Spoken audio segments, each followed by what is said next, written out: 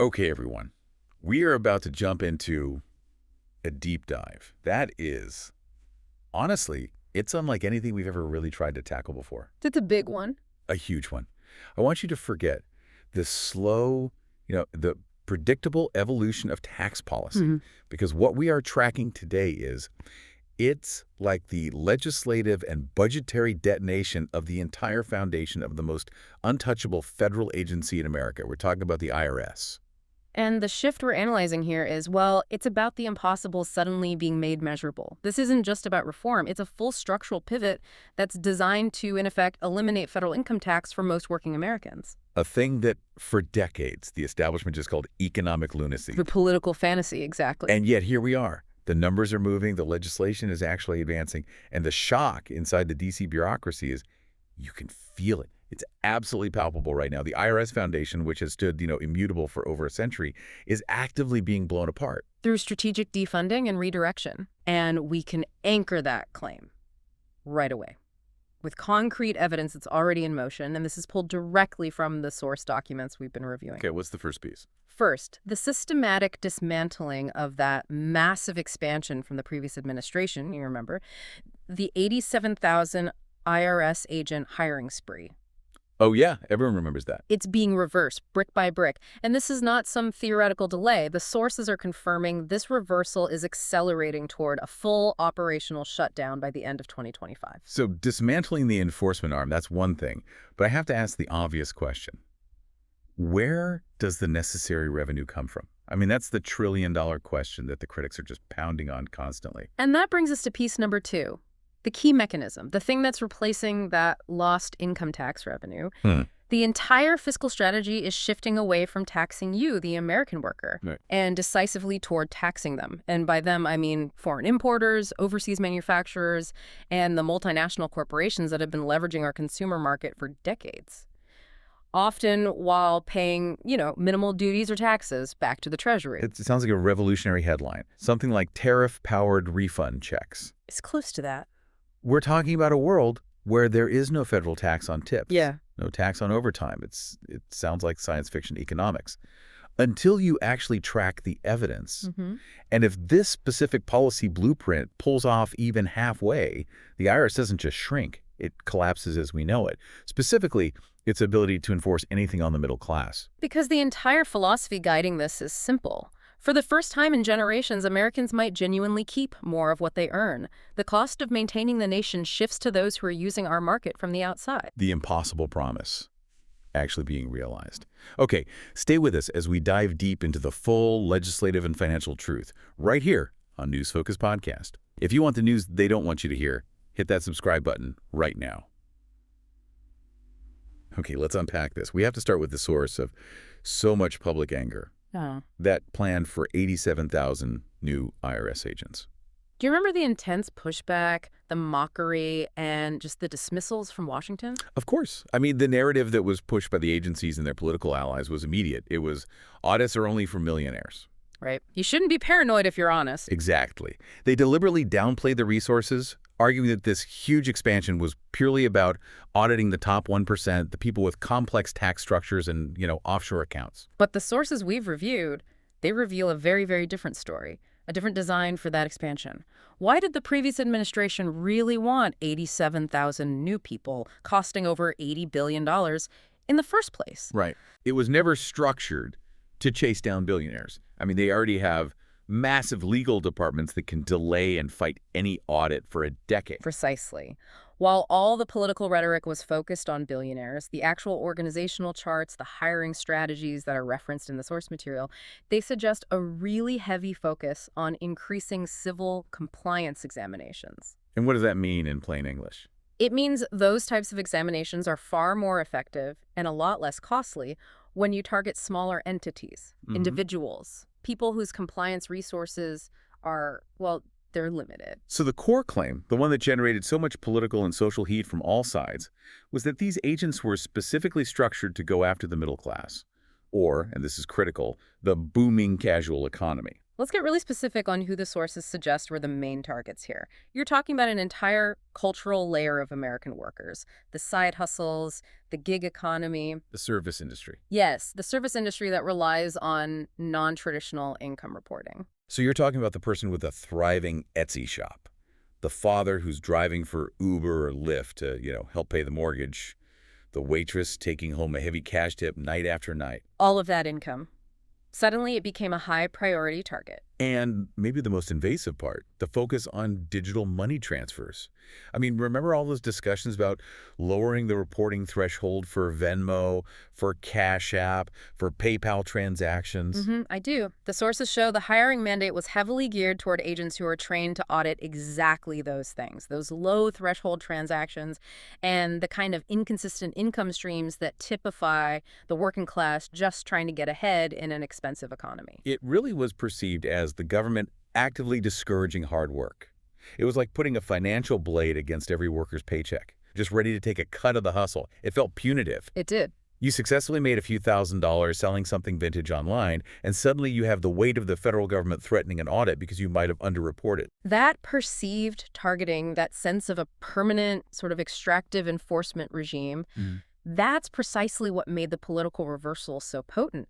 The sources, they detail the method of the dismantling. And it's not a single grand executive order. Because that could be overturned by courts. Right. It's a systematic starvation conducted through the legislative appropriations process. That's by budget cuts. Exactly. We're seeing funding rescissions being authorized, which literally clawed back unspent money that was already allocated to the IRS. Wow. Authorization for new training facilities is slowing down, the hiring pipelines are being paused, and existing budget priorities are being redirected entirely away from domestic enforcement. This is so significant because it's like watching a permanent bureaucracy realize the financial ground is just disappearing from under its feet. They thought they had 10 years to build this massive enforcement army. And now that entire structure is being actively denied the resources it needs to even function. The political will to fund intrusive audits of American families making, say, $50,000 to $75,000 a year, who are often the easiest, the lowest hanging fruit for an auditor, it's simply evaporating in this new political climate. The legislature is signaling a very clear priority shift away from punishing the domestic hustle. But I have to push back a little here. Critics will say this dismantling is just going to allow wealthy tax cheats to operate with impunity. Isn't that the counter-argument the establishment keeps making? That is the core critique, yes. However, the blueprint in our sources argues that true high-level tax evasion, the kind involving complex international structures, it requires highly specialized legal resources. The kind of resources that the 87,000 new agents were not primarily being hired for. Okay. The sources claim that by redirecting the focus to high-value international compliance and away from these domestic low-level audits, the government can actually generate more revenue without harassing the middle class. There's a risk-reward calculation. It is. The political cost of auditing a waitress is high, the political cost of auditing a multinational shipper is low, and the revenue reward is far, far higher. Let's talk about the physical impact of this. For decades, the IRS just seemed like this eternal spring of bureaucracy. They consumed billions, they grew their enforcement capacity with no political pushback, just ensuring they had more power over the average family's paycheck every single year. And now, the source material indicates the funding valve is tightening significantly. The implication of these specific legislative budget cuts, it goes way beyond just halting new hires. It cripples infrastructure, training, and technological modernization. Meaning the IRS is basically running on old computers with fewer staff and a demoralized operational core. Precisely. Field offices that once operated like an efficient, an all-encompassing federal storm, quick to respond, quick to examine, are now structurally, as one source put it, moving like they're wading through wet cement. Wow, wading through wet cement. That analogy speaks to a real operational paralysis. When you cut IT modernization, when you reduce travel budgets, and slow down basic processing capacity, the agency slows to a crawl, even when they're targeting non-middle-class operations. Wait, like physically slowing down their internal response times? So if I send a query to the IRS now, am I waiting a year for a response? That is the reality that the sources are projecting. The age of what was perceived as untouchable power, is genuinely ending for the agency because they are losing the core ability to project operational force and efficiency into the lives of ordinary Americans. So the perception of the IRS shifts from this omniscient watchdog to just a bureaucratic relic struggling to keep up. That's the idea. Okay, so this creates the vacuum we talked about earlier. You can't just turn off an $80 billion revenue stream or even the potential revenue from all those domestic audits without a replacement. You can't risk the entire federal government's solvency. And that's the critical transition we have to analyze next. If we stop funding the audits of American working families, where does the replacement revenue come from? This leads us directly to the Radical Rebalancing Act being proposed. And this is where we pivot from destruction to creation. We're getting into the territory of the tariff engine and what's being called a paycheck power shift. And this involves the core financial math that, frankly, the media refuses to fully analyze. This is arguably the most radical economic philosophical shift attempted in the U.S. in generations. It fundamentally redefines the relationship between labor, consumption, and the federal treasury. So let's frame the philosophy. For over a century, the primary U.S. financial logic was simple. Tax American labor. Tax the moment a worker earns $1, tax their paycheck, tax their side hustle. This new philosophy asks a powerful, simple question. Why are we taxing American labor instead of foreign goods? The current administration's blueprint is shifting pressure decisively outward. Instead of burdening the domestic hustler, the person selling goods on Facebook Marketplace or offering local services, they are focusing intense financial pressure on multinational import pipelines, on overseas manufacturers, on the corporate giants who leverage our massive consumer base. So we stop penalizing the domestic worker and instead make the overseas factory, which benefits from low labor costs and often state subsidies. We make them foot the bill. Precisely. The simple translation is, we stop taxing labor income, we start taxing consumption at the point of import. The focus shifts to the container ships arriving at our docks, loaded with millions of units of foreign electronics, clothing, and components. Every single unit rolling into our ports now faces a significantly higher duty, a tariff. And crucially, the sources argue that this money, these hundreds of billions of dollars, it's explicitly earmarked. It's not just fed back into the general fund to expand the bureaucracy. No. Instead, it's supposed to fuel immediate tax relief and potentially even dividend checks for the workers who live and consume here. This is so key to understanding why the IRS feels that chokehold tightening.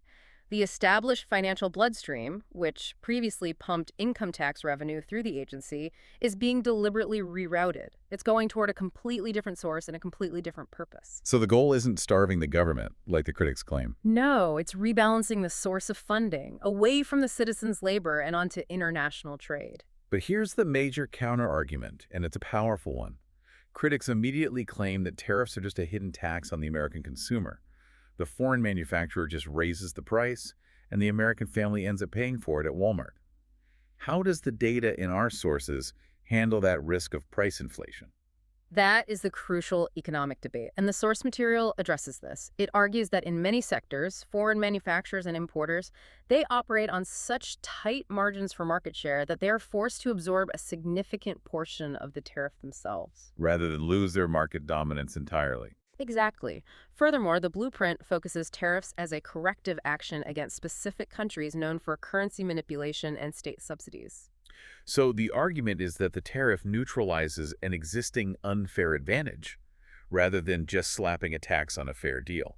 Correct. The sources suggest that by putting external pressure on the price, it forces foreign competitors to either pay the tariff or relocate their supply chains to less subsidized countries, which could eventually bring down inflation long-term by diversifying supply and strengthening the dollar's value internationally. It's a high-stakes bet on market elasticity. Okay, let's move to the claim that makes headlines scream impossible fantasy economics. We're talking about open discussion of functionally removing federal income taxes for workers earning under a massive threshold. The specific threshold being modeled and discussed in the sources is for workers earning under $150,000 a year. Wait, hold on a second. $150,000 a year. That instantly covers the vast majority of the middle class and a large portion of the upper working class, especially if you live outside a major city. Is the plan claiming full elimination of income tax for these families? That sounds like the kind of proposal that completely bankrupts a nation overnight. Right. And that is the exact confusion the media exploits. They want you to think the goal is eliminating the full federal income tax, which is a revenue stream measured in the trillions. It would lead to immediate insolvency. That is the straw man argument designed to dismiss the whole plan instantly. Okay, then we need the specific numbers the media avoids. Give me the math.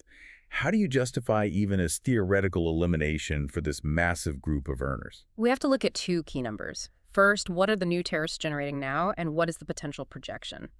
The source claims that even the current tariff implementation is bringing in tens of billions of dollars per month. Extrapolated across the year, the administration is modeling revenue in the $300 to $400 billion zone annually.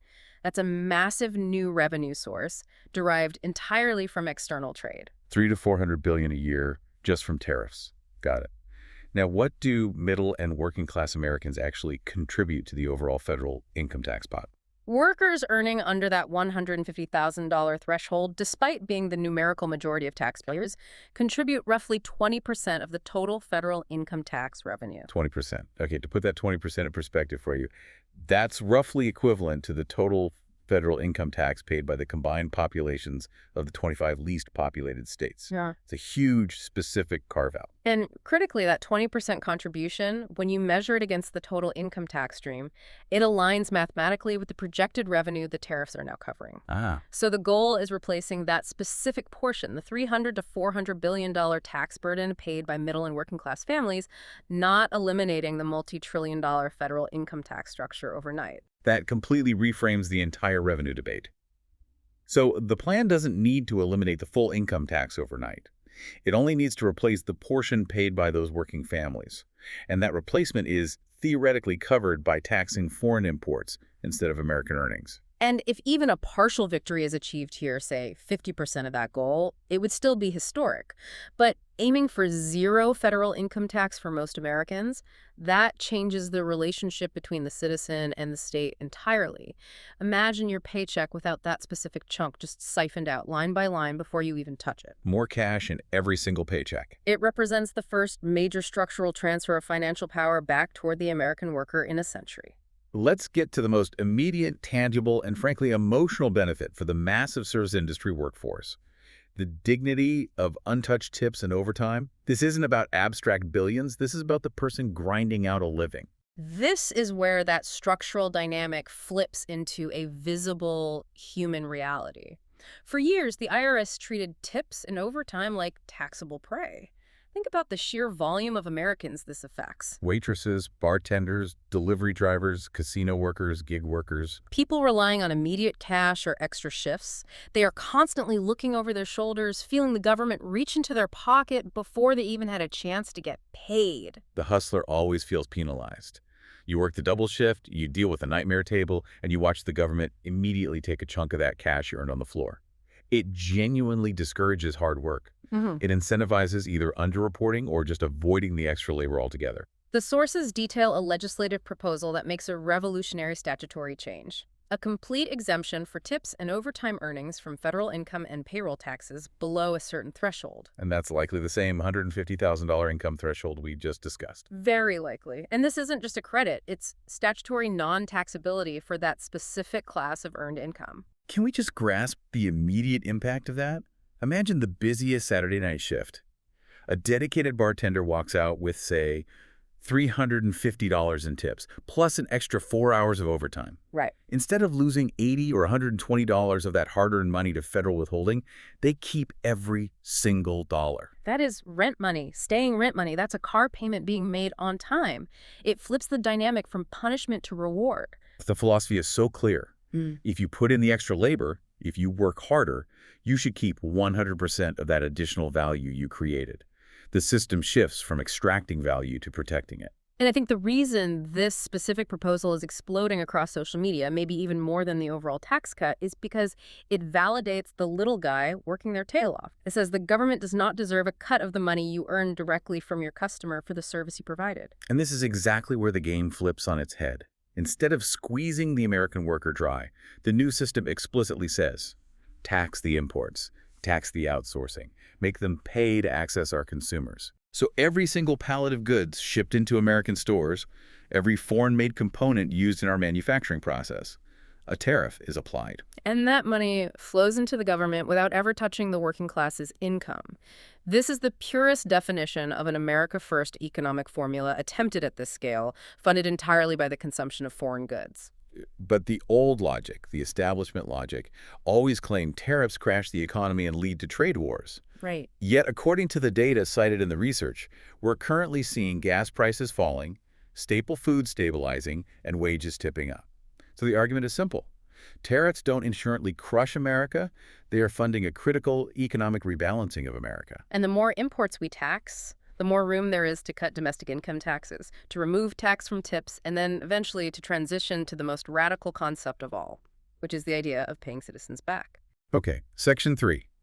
This moves us entirely beyond standard policy and into territory that genuinely shocks Washington, because it suggests that citizens can become shareholders in the nation's success. We're talking about dividend checks, not welfare, not stimulus, but money returned to the citizen because the nation, via tariffs, made a profit. This is the critical concept of the tariff-powered refund or dividend check. The source material references it under a very specific and frankly jargon-heavy term, the Doge or Dodge dividend refund concept. Yeah. We need to define exactly what that means because it's an inaccessible phrase otherwise. Please define that immediately. It sounds like something pulled off a crypto forum. The concept is fundamentally about revenue sharing. Washington spent decades telling us we needed more taxes, more revenue, more oversight to manage the nation. This proposal shifts that paradigm. It institutionalizes a mechanism to return surplus revenue generated by trade duties directly to the citizens. So it's not stimulus, which is debt-funded. Right. And it's not welfare, which is need-based. Yeah. It's the structured payout. Exactly. The source material, it draws structural comparisons to models like the Alaska Permanent Fund. Okay. The Alaska model takes revenue generated from natural resources, oil royalties, and pays a dividend to every resident regardless of their income. This tariff dividend operates on the same logic. Revenue generated from using a national asset or consumer market is then shared back with the citizens who make up that market. So the hypothetical is this. Imagine checking your bank account in November, and you see $300 to $500, maybe more, deposited into your account. Not because you overpaid your taxes, but because America, as an economic entity, made money off foreign imports, and you are entitled to a share. This represents profit sharing with the nation. Tariffs fill the bucket. Once that bucket hits a predetermined, financially responsible surplus level, Americans get an institutionalized payout. It removes the need for citizens to beg Congress for ad hoc stimulus payments. This is structural independence. That is a fundamental cultural shift. Washington is no longer viewed as the inevitable gambler who loses your money and demands more taxes to cover the losses. Under this model, the American worker is the shareholder, collecting a dividend because the nation executed a profitable trade strategy. It shifts the entire conversation from debt and penalties to profit and ownership. And that concept terrifies the establishment because it introduces an element of financial independence that immediately reduces the dependence on federal assistance and intervention. The argument is that the government is simply acting as a pass-through entity for revenue generated by foreign entities, directing it straight back to the citizens they are supposed to serve. But I have to bring back the skepticism. The establishment argues this whole dividend scheme is financially reckless, that $300 to $400 billion from tariffs is necessary to fund essential government operations, not to just give away as cash. How do the sources justify this dividend while maintaining a functional government? They justify it through extreme savings projected from the simultaneous dismantling of bureaucracy and a strict focus on debt reduction. The plan doesn't propose giving away all $400 billion. It proposes taking a percentage of the surplus, the revenue generated above and beyond the cost of core services, and distributing that. I see. The sources argue that when you account for the billions saved by halting the 87,000 IRS agent expansion and redirecting budgets, there is ample room for both tax cuts and dividends. Okay, now here's the most difficult hurdle for critics to swallow. The plan claims to aggressively attack the national debt. At the same time, it's cutting taxes and sending out refund checks. This is a critical philosophical point on the political level. For generations, the narrative has been fixed. To fix the deficit, presidents must raise taxes. Right. Yet, despite those tax hikes, the debt always soared. The interest payments exploded. Why? Because, as the source argues, every new tax dollar was immediately used to feed new or expanding government agencies and programs, not to truly reduce the principal debt. So, debt is the D.C. establishment's primary leash. It justifies an endless demand for more taxes, more agencies, more audits, and therefore more centralized control over the economy and over you. Absolutely. The strategy here is a total inversion of that logic. You generate massive new revenue streams, tariffs from external sources, while simultaneously cutting the bureaucratic load domestically by slowing IRS growth and general agency waste. Less money wasted on expansion, more money coming in from an external source. But mathematically, the debt is in the trillions. 300 or 400 billion a year sounds massive, but it's still just a fraction of the total debt load and the interest payments we make annually. That is true. But the predicted result, according to the sources, is that the debt curve bends downward for the first time in decades. The goal isn't immediate elimination, it's changing the trajectory. By stopping the expansion of deficit-funded bureaucracy and replacing income tax revenue with external tariff revenue, you break the cycle of using debt to justify further expansion of the administrative state. Break the debt, you break their primary excuse for control. Let's bring this all back to the kitchen table. Raw wage figures mean nothing if inflation is outpacing them. If gas is $8 a gallon and putting food on the table requires a second job, all these tax cuts are meaningless. What's the real buying power analysis here for the average American? The pain Americans feel daily is the high cost of living. The source material claims we're entering a rare economic environment.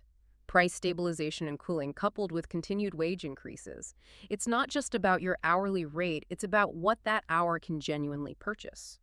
Give me the specific data points from the research that support this cooling. The claims are specific regarding energy policy and staple goods. Oil and gas prices, the single largest driver of general inflation, are cited as being down nearly 25% since the shift in energy policy occurred under the current administration. 25%. This suggests a stabilization of one of the key drivers of transport and consumer costs. But wait, how do tariffs relate to gas prices? Wouldn't tariffs on foreign imports increase costs, not decrease energy costs? The sources argue that the energy stabilization comes from a simultaneous decoupling of U.S. domestic energy production from volatile foreign policy and supply chain instability. By prioritizing domestic energy extraction and export, the U.S. insulates its domestic price structure. It neutralizes one major source of general inflation, regardless of the tariff policy on manufactured goods. And what about food? Furthermore, staple food prices are stabilizing, and by some economic metrics are becoming cheaper when measured by hours worked. And that is the metric that truly defines a strong middle class. Explain that comparison again. Cheaper when measured by hours worked. It's the metric of true wage power adjusted for inflation. So if 2 years ago, a critical basket of groceries or household necessities required, say, 4 hours of your minimum wage labor to pay for it. Right.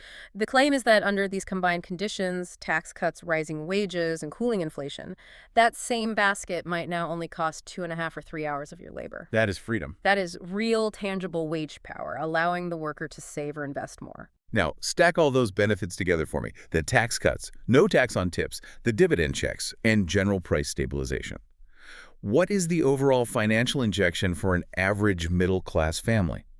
When you synthesize the combined effectless tax taken out of the paycheck, tips and overtime fully retained, and the potential quarterly dividend, the total impact for a middle-class family could mean an extra $200 to $600 monthly. Wow. Staying directly in their home budget. This is money that immediately targets mortgage payments, credit card debt payoff, education savings, or small local investments. This is a profound financial culture shock. And this ultimately is why the establishment in Washington is panicking. When everyday Americans start keeping more of their own money, they need the government less. That independence is what fundamentally scares the administrative state. The philosophical fight is so evident here. For decades, one vision was sold: dependence. You need government assistance, you need programs, you need oversight, you need regulation. But every program came with a hidden cost. You pay more in taxes, you keep less of what you earn. The government acts as the indispensable middleman. And the other vision, the one proposed in this blueprint, is the opposite. Independence, work hard, keep what you earn, produce more, take more home, and the government stays out of your financial life. And suddenly the IRS looks less like a guardian protecting the tax base and far more like a middleman structure designed to extract value from productive labor. The fight isn't about tax rates, it is philosophical. Who deserves control over your paycheck, you or the federal bureaucracy? The source material is very clear about who benefits from the old debt-funded system.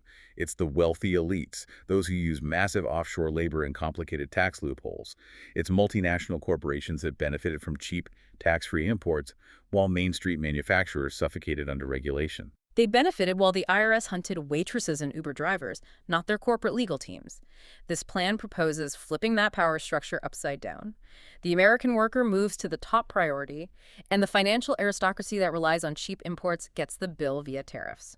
That's why you hear hysteria on cable news. It challenges the fundamental structure of global power and profit, not because the math is impossible. This blueprint is currently in motion. Right. It's backed by powerful legislative and executive alignment. But the deep state, as the sources frequently call the career bureaucracy, is not passive. If the weight of that centralized power crushes this plan, what happens next? The warning cited in the sources is severe. If this plan fails, if the bureaucrats claw back funding authority, if global trading partners successfully push back on the tariffs, or if courts stall the implementation, the system snaps right back to the old world immediately. Taxes go up. Audits increase dramatically because the infrastructure for those 87,000 agents is already partially built. And centralized control over every American's financial life is fully restored. The failure of this blueprint means a return to the punitive system that has been standard for decades. It truly becomes a generational choice between two completely different economic futures. What we are witnessing is not a debate over minor tax codes. It's a generational choice being presented to Americans that demands deep analysis. We are faced with a blueprint in motion that asks, do you choose financial independence or reliance on the state? Do you want paychecks protected or penalties enforced? Do you want refunds or audits? This is not about complex accounting. It is about dignity and ownership over the value you create. That answer, determined by the fate of this blueprint, will absolutely shape the next century of American economic life. That's the powerful, detailed reality we're facing, laid out by the data in these sources. But I want to know what you think right now. Imagine that dividend check landing in your account or keeping 100% of your tips and overtime. Would that financial independence be enough to fundamentally change how you view taxes and the government's role in your life? Let us know your specific opinion in the comments below. We read every single one. I'm Alex. And I'm Sophia. Thanks for listening to News Focus.